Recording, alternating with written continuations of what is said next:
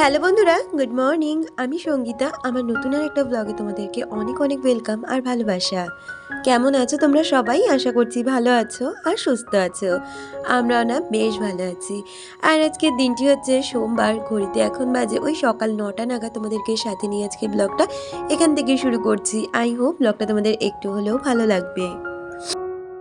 গলা শুনেই বুঝতে পারছো ভীষণ পরিমাণে ঠান্ডা লেগেছে। আসলে সকালবেলা করে স্নান করা হয় কি না, যার জন্য হয়তো এতটা ঠান্ডা লেগেছে। আর তার মধ্যে কন্টিনিউ মেলায়ও গেছি এই ঠান্ডার মধ্যে, তার জন্য হয়তো লাগতে পারে। তো যাই হোক, ৯টা থেকে তো ভিডিওটা শুরু করলাম, কিন্তু সকালটা অনেক তাড়াতাড়ি শুরু করেছি।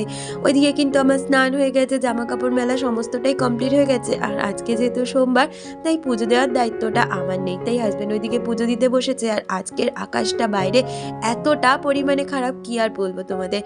প্রচণ্ড মেঘলা করে রয়েছে আর বীভৎস পরিমাণে হাওয়া দিচ্ছে। তো ওইদিকে দেখো, আমি আগে হাজবেন্ডকে স্নানের জন্য গরম জল করে দিয়েছিলাম। ও স্নানে যাওয়ার পরে আমি কিন্তু টিফিনটা বসিয়ে নিয়েছি। আগে একটু ময়দা মাখিয়ে নিয়েছি আর তারপরে একটু আলু কুমড়োর তরকারিও বসিয়ে দিয়েছি। আর এদিকে বাচ্চারা উঠে গেছে। আমি এদিকে ওইদিকে তরকারিটা বসিয়ে দিয়ে সোজা চলে এসেছি ঘরে, ঘরটা গুছিয়ে নিতে। প্রথমে ইচ্ছে ছিল চাদরটা চেঞ্জ করবো না, কিন্তু তারপরে ভাবলাম না, দুদিনের অনেকটা বেশ কিছুদিন হলো চাদরটা পাতা হয়েছে, চেঞ্জ করা হয়নি। তাই ওই হঠাৎ মন হলো যে চাদরটা চেঞ্জ করে নেবো। তার আগে কম্বলগুলোকে আগে ভালো করে গুছিয়ে নিই, তারপরে চাদরটা চেঞ্জ করব।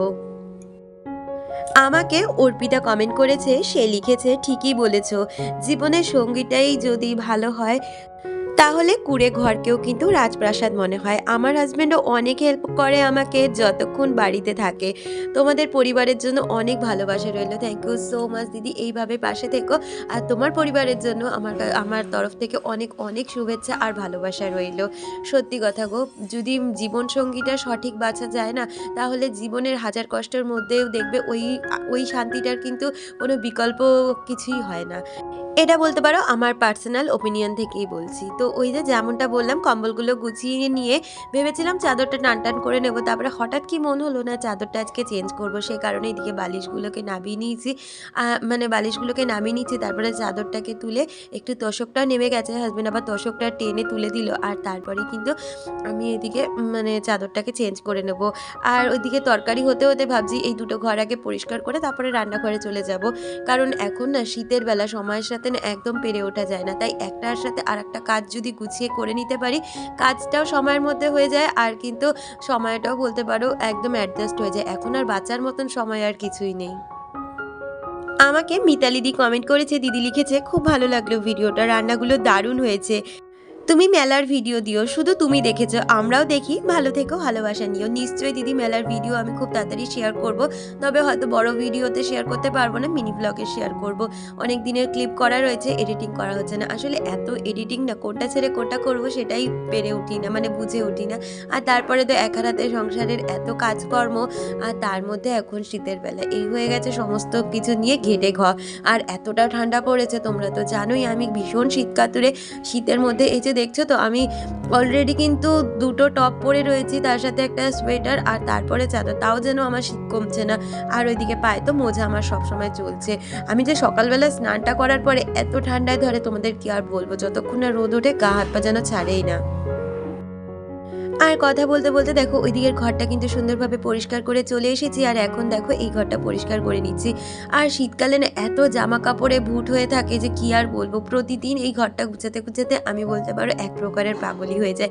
এত জামা কাপড়, আর তার মধ্যে ওই যে বাইরে বেরোলে তো আর কথাই নেই, বাইরে তো প্রচুর জামা কাপড়, যখন আমরা বেরোই পড়তে হয়, সেগুলো তো রয়েছে। আর রাত্রিবেলা ফিরে এসে না এগুলো তো আর ভাঁজ করা হয় না, তাই এই কাজটা সকালের জন্যই রেখে দিই। আর তারাপীঠ থেকে ঘুরে আসার পরে কন্টিনিউ কিন্তু কাচাকুচি আমার চলছে। এখন তো আকাশের অবস্থা খুব একটা ভালো না, একদিন জামা কাপড় কাচলে পরের দিনে দুদিন ধরে ওটাকে শুকাতে হয়, যার জন্য প্রতিদিনই অল্প অল্প করে কাচছি। আর প্রতিদিন 2-3 দিন ধরে জামা কাপড়গুলো শুকাতে হচ্ছে। শুকানোর পরে কোনটা আবার ভেজা থাকে, সেগুলো আবার পরের দিন রোদ্রে দেওয়ার ব্যাপার থাকে। এইসব বিষয় নিয়েই না জানো এত জামা কাপড় জমে যাচ্ছে প্রতিদিন। তো যদিও বা এইরকমভাবে দেখতে খারাপ লাগে, গুছিয়ে তো রাখি।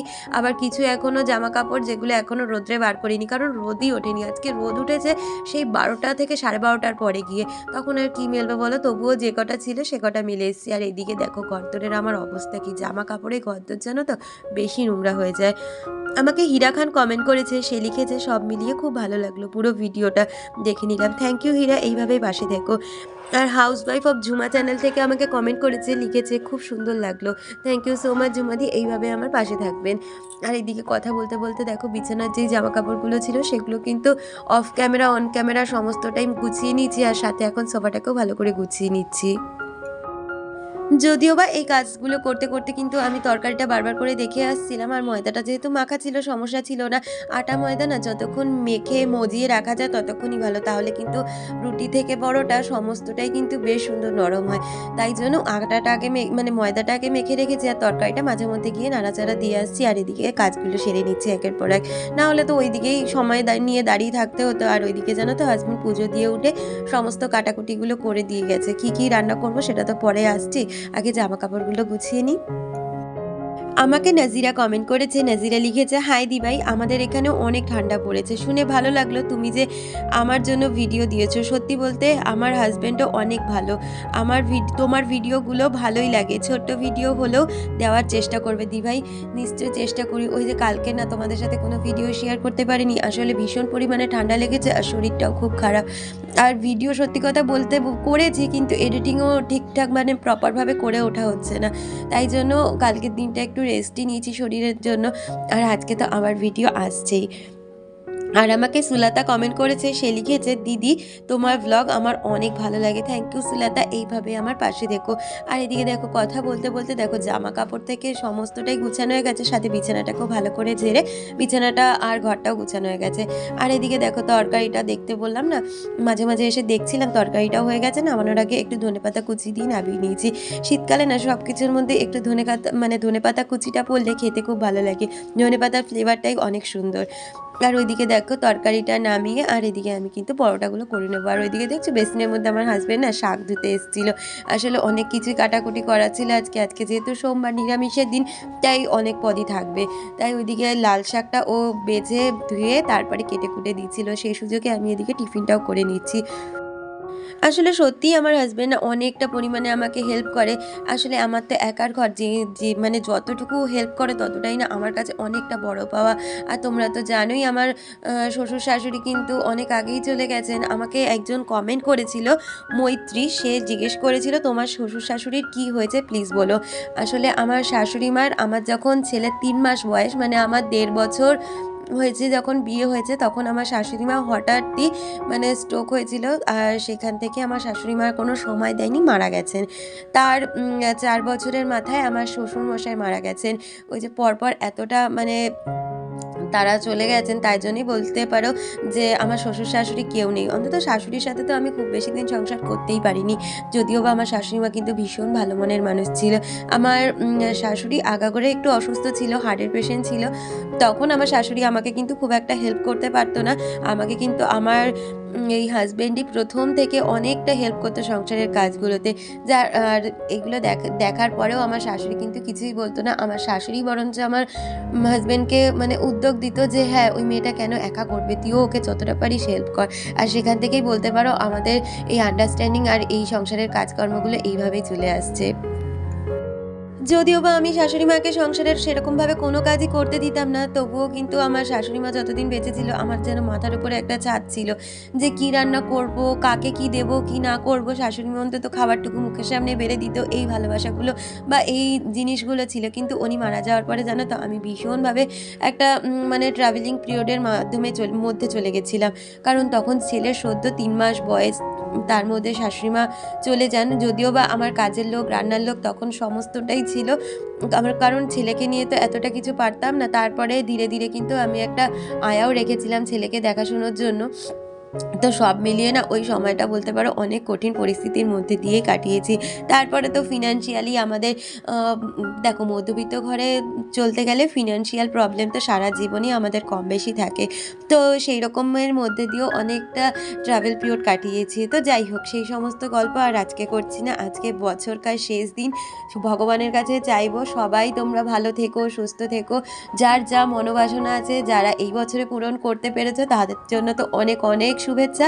আর যারা এই বছরে পূরণ করতে পারেনি, ভগবানের কাছে প্রার্থনা করব সবার মনোবাসনা যেন নতুন বছরে সুন্দরভাবে পূরণ হোক। তো ওই দেখো কথা বলতে বলতে আমি কিন্তু ওইদিকে পনিরগুলোকে কেটে নিয়ে ভেজেও নিয়েছি। আর আজকে না পনিরটাকে করব ব্রোকলি আর আলু দিয়ে। অনেক দিনই ফুলকপি খাওয়া হয়েছে, তবে ব্রোকলি আজকে হাজবেন্ড বাজার থেকে দেখেই নিয়ে এসেছে। তাই ব্রোকলি আর আলুটাকেও ভালো করে ভেজে নিয়েছি। আর এখানে মশলা হিসেবে কিন্তু আদা, জিরে, কাঁচা লঙ্কা, টমেটো আর একটু চাল মগজ আর একটু সাদা তিল দিয়ে ভালো করে মশলাটা করে নিয়েছি। আর ওই মশলাটাই কিন্তু ভালো করে কষিয়ে নিয়ে এখন কিন্তু মানে আলু, ব্রোকলি আর কড়াইশুঁটি দিয়ে ভালো করে মশলাটা কষিয়ে নেব। যত মশলা কষানো হবে ততই কিন্তু খেতে টেস্ট হবে রান্নাগুলোর। আমাকে টুম্পা কমেন্ট করেছিলে, আর ভালো কথা, টুম্পার কথা বলতে গিয়ে মনে পড়ে গেল, টুম্পা তুমি আমাকে এর আগের অনেক আগের একটা ভিডিওতে বলেছিলে পনির যখনই ভাজবে একটু গরম জলে নুন দিয়ে ভিজিয়ে রাখবে। দেখলে তো, আজকেও কিন্তু তোমার টিপসটা আমি অ্যাপ্লাই করেছি। তো তোমাদের এই ছোট ছোট টিপস কিন্তু আমার চলার পথে অনেকটাই হেল্প করে। আর টুম্পা আমাকে কমেন্ট করেছে, টুম্পা লিখেছে, থ্যাংক ইউ দি আমায় না ভোলার জন্য। সত্যি দাদা তোমাকে হেল্প করে দেখে খুব ভালো লাগে। আমি তোমার হাজবেন্ডের কথা আমার হাজবেন্ডকে বলি, ব্লগটা ভালো লাগছে। আর তোজো সোনার ফেসটা খুব cute, thank you so much. আর থ্যাংক ইউ, তোমাকেও অনেক অনেক ধন্যবাদ যে আমার হাজবেন্ডের কথা তুমি যে দাদাকে বলো। দেখো, সবাই যে সবটা পারবে তার কিন্তু কোনো মানে নেই, কিন্তু আমাদের যে অন্তত সাপোর্টটুকু করাই কিন্তু একটা হাজবেন্ডের প্রধান কাজ। আমার হাজবেন্ড পারে তাই আমাকে হেল্প করে। সবার হাজবেন্ডের পক্ষে কিন্তু সম্ভব নয় যে তাকে সংসারের কাজে বা অন্যান্য কাজে হেল্প করবে, কিন্তু তাকে যদি একটু সাপোর্ট করে আমাদের মেয়েদের কাছে কিন্তু সেটাই অনেকটা বড় পাওয়া, তাই নয় কি? আর ওইদিকে দেখো ভাতটা বসিয়ে এদিকে তোজোকে নিয়ে এসে একটু তেল মাখিয়ে নিলাম। ওই যে বললাম বাইরের মানে ওয়েদারটা এতটা খারাপ ছিল, আমি তো ভেবেছিলাম আজকে তোজোকে স্নানই করাবো না, একটু গরম জল করে গা হাত পা স্পঞ্জ করিয়ে দেবো। কিন্তু তোজো বললো না মা, একটু গরম জল করো, আমি স্নান করে নিচ্ছি। আর ঝিলি, সরি তোমার আজকে কমেন্টটা পড়তে পারলাম না, পরবর্তী ভিডিওতে তোমার কমেন্টটা পড়ে রিপ্লাই দিয়ে দেবো। তাহলে বন্ধুরা, আজকের ভিডিওটা এই পর্যন্তই রাখ।